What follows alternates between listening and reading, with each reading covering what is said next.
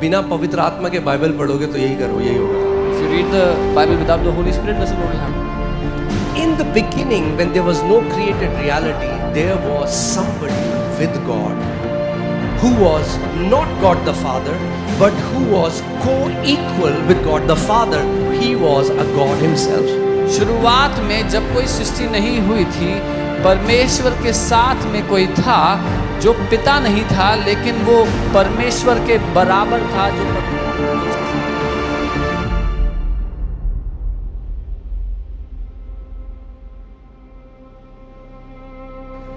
मैंने पिछले संडे आपको बोला था, मैं आपको सिखाऊंगा कि प्रभु यीशु मसीह पुराने नियम में, और जब मैं इस पर और स्टडी करने लगा, मुझे लगा हमें महीनों या सालों लग जाएंगे, मगर शुरू करते हैं, फिर देखते हैं आगे कैसा होगा. ठीक है? I had said last Sunday that I will teach you about Jesus and the Old Covenant, and when I started to study this, I saw how it will take us years. So let's just make a start today and see how it goes. Okay, but मुझे एक चीज़ आपसे चाहिए. अगर आप focus नहीं रहोगे तो आप मिस कर दोगे. If you are not focused, you will not get it. So please sit in one place, honour the word. इधर उधर मत घूमिए, एक जगह बैठिए और वचन रिसीव करिए. ठीक है? Amen. Alright, let's go to John chapter 1 verses 18. यूहन्ना 1 उसके 18 को देखते हैं. और मैं चाहता हूं ध्यान धरकर वचन को सुनो. And I want you to hear the word intently. Okay? No one has seen God at any time. परमेश्वर को किसी ने कभी नहीं देखा. कौन बोल रहे हैं? Who is saying this? कौन बोल रहे हैं? Who is saying this? हाँ? प्रभु यीशु मसीह. परमेश्वर को किसी ने किसी भी समय नहीं देखा. No one has seen God at any time. Wait a minute. रुकिए एक मिनट. अब बहुत सारे ऐसे लोग थे पुराने नियम में जिन्होंने परमेश्वर को देखा. There were many people in the old covenant that saw.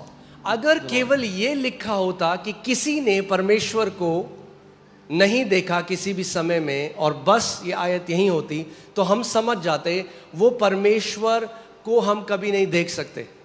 If this would have said that no one has ever seen God at any time, full stop, we would have understood nobody can see God. मगर आगे let's read, आगे क्या हो रहा है. The only begotten Son who is in the bosom of the Father, he has declared him or revealed him. इकलौता पुत्र जो पिता की गोद में है, उसी ने उसे प्रकट किया या उसकी घोषणा की. ओके, तो ध्यान धरकर वचन सुनो, फिर आप समझोगे पूरा पुराना नियम में मजा. अब जब पुराना नियम पढ़ोगे तो बहुत मजा आने वाला है पुराना नियम पढ़ने में. So hear the word intently, because when you understand this, when you read the old covenant, you will enjoy it. No one has seen God at any time. At any time. That ends the argument. किसी ने परमेश्वर को कभी भी नहीं, किसी भी समय में नहीं देखा.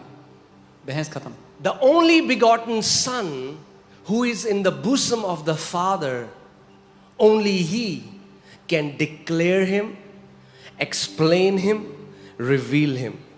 इकलौता पुत्र जो पिता की गोद में है, वही उसको, उसकी घोषणा, उसको प्रकट कर सकता है, उसको समझा सकता है उसके बारे में. ओके, अब अगर आप ये आयत चाहे आप एम्पलीफाइड में पढ़ोगे, NLT में पढ़ोगे, अलग अलग स्क्रिप्चर्स में पढ़ोगे, जैसे ये लिखा गया है मैन्युस्क्रिप्ट्स में, तो हम पढ़ते. मैं आपको लेगेसी स्टैंडर्ड बाइबल से पढ़ के बताता हूँ, मगर आप एम्पलीफाइड में भी देख सकते हो. And it says, no one has seen God at any time, the only begotten God who is in the bosom of father. Legacy version में इस तरह से लिखा है कि परमेश्वर को कभी भी किसी ने नहीं देखा, केवल इकलौता परमेश्वर जो पिता की गोदी में है, उसने. No one has seen God at any time, but the only begotten God who is in the bosom of the Father. परमेश्वर को किसी ने कभी नहीं देखा, लेकिन इकलौता परमेश्वर जो पिता की गोद में है. That means one who is in the bosom of Father is not Father but is God, and God the Father is also God. So जो गोदी में है वो परमेश्वर है, वो परमेश्वर की गोदी में है, लेकिन वो पिता नहीं है, और पिता भी परमेश्वर है। Okay, I'm going to explain it so that you understand. I'm telling you, Old Testament is going to become glorious. Old testament महिमा से भरी हो जाएगी पूरी। Okay? No one has seen God, किसी ने पिता को नहीं देखा, but only begotten God, who is in the bosom of Father, He can show you God. किसी ने परमेश्वर को नहीं देखा, लेकिन केवल इकलौता परमेश्वर जो पिता की गोदी में है वो आपको पिता दिखा सकता है, वो आपको परमेश्वर दिखा सकता है। ओके, अब सवाल ये आता है, अगर किसी ने कभी भी परमेश्वर को नहीं देखा तो पुराने नियम में इतने लोगों ने परमेश्वर को देखा। So now the question is, if no one has ever seen God, then so many people in the old covenant they saw God. Is the Bible contradicting itself? क्या बाइबल अपने आप से विवाद कर रही है यहाँ पे? और ये यीशु मसीह कह रहे हैं। And Jesus is saying तो this. पुराने नियम में जितने भविष्य जो लोग थे उन्होंने फिर परमेश्वर को नहीं देखा तो किसको देखा? So all the people in the old covenant, if they say they saw God, then who did they see? Okay, let's go to John 1:1. यूहन्ना 1 उसका 1। In the beginning was the आदि में वचन था।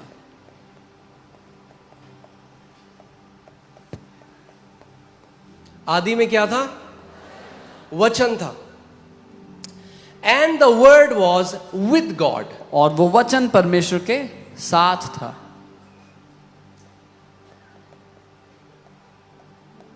वचन किसके साथ था? परमेश्वर के।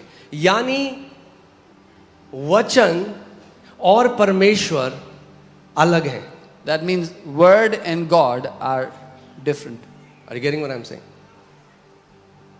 This word, ये जो वचन है, in the beginning, शुरुआत when there में was nothing, जब कुछ भी नहीं when there था, was no angels, when there was no thrones, when there were no heavens, when there was nothing, when there was no created reality, जब कोई स्वर्गदूत नहीं, कोई सिंहासन नहीं, कोई सृष्टि नहीं हुई, there was somebody with God. परमेश्वर के साथ कोई था In the beginning. आदि में।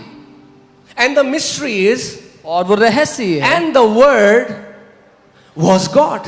और रहस्य ये है कि जो वचन है वो परमेश्वर था, वचन परमेश्वर था।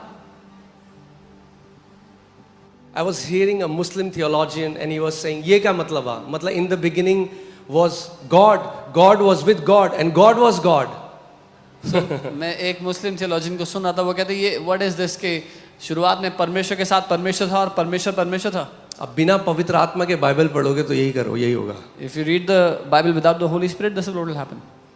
In the beginning, when there was no created reality, there was somebody with God who was not God the Father, but who was co-equal with God the Father. He was a God himself.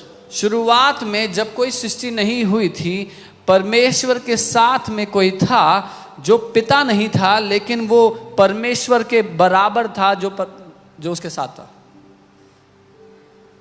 Confuse मत हो, अगले Sunday Trinity सिखा दूंगा मैं आपको। Don't be confused. I'll teach you Trinity next week. Okay? Okay, hear this. So, let's go to the second verse. He was in the beginning with God. यही आदि में परमेश्वर के साथ था। He. When we think about God's word, we think about a disembodied voice. जब हम परमेश्वर के वचन के बारे में सोचते हैं तो हम एक देह रहित आवाज को सोचते हैं। We think the sound that came from God's mouth. कि एक आवाज जो परमेश्वर के मुंह से निकली। No, no, no. But the Bible says this word is a he. लेकिन बाइबल के लिए जो वचन है वो एक व्यक्ति है, वो ही है लिखा है यहाँ पे। And this word, और ये जो वचन है, is also God. ये भी परमेश्वर है, Who was in the beginning जो शुरुआत में था with God. परमेश्वर के साथ, Who is also God. जो खुद भी परमेश्वर है। Okay. Thank you for this thundering silence. धन्यवाद Okay. इस घनघोर All right, all सन्नाटे right. के लिए। Okay, hear this. All things were made through him. सब कुछ उसी के द्वारा उत्पन्न हुआ। Who is him here? What context में पढ़ो? Who is him here? यहाँ पर किसके द्वारा हुआ है? ये किसकी बात हो रही है? All things. सब चीजें, All things were made through him. उसी के द्वारा बनी. किसके द्वारा? Through whom? उस वचन के द्वारा जो आदि में परमेश्वर के साथ था और जो परमेश्वर था. Through the word that was with God from the beginning and the word which was God. Through that word all things were created. उसी के द्वारा सब चीजों की सृष्टि हुई. Through him all things were created. जो कुछ आप देखते हो, Whatever you can see was created through the word. वो वचन के द्वारा बना है. And without him nothing was made that was made. और उसके बिना कुछ भी ऐसा नहीं जो है जो कि उसके बिना बना हो. And this being which is called the word, और ये जो व्यक्ति है जिसको वचन कहा गया, he became flesh and dwelt among us. उसने देह को धर लिया और हमारे बीच में डेरा किया. This word who was in the beginning with God and who was God, and through him all things were created, seen and unseen, principalities and powers and thrones and dominions, all that you can see were made by this word. ये जो वचन जो आदि में परमेश्वर के साथ था, उसके द्वारा सारी बातों की सृष्टि हुई, चाहे दिखाई देने वाली चाहे अदृश्य, वो सब कुछ उसी के द्वारा और उसी से बना. This word was in the beginning with God, and this word was God. ये वचन शुरुआत से परमेश्वर के साथ था और ये वचन परमेश्वर था. काफी ओके, ठीक है. This word became flesh and dwelt among us, and we beheld his glory. और इसी वचन ने देहधारी होकर हमारे बीच में डेरा किया और हमने उसकी महिमा को देखा. The glory as of the only begotten of the Father. ऐसी महिमा देखी जैसी पिता के इकलौते की महिमा. This word became flesh. ये वचन देहधारी हो गया. That means, who is this Bible talking about? Bible किसकी बात कर रही है? Jesus. यीशु की. But Jesus, before the name Jesus was revealed, इससे पहले कि यीशु जो नाम है वो प्रकट किया जाता, Jesus existed from the beginning with the Father as the Word.